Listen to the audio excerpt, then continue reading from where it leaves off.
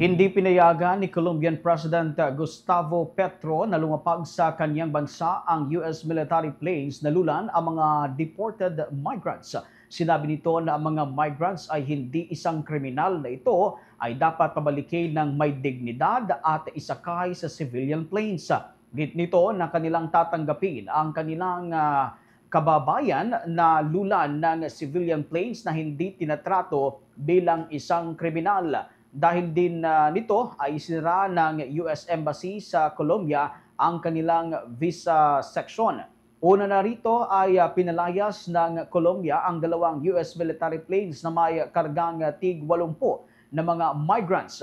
Maging ang bansang Brazil ay nabahala sa pagtrato ng Estados Unidos sa kanilang mga mamamayan. Ilan kasi sa kanilang mga dumating na itong mula ho sa Estados Unidos ang nakaposas ang kanilang mga kamay.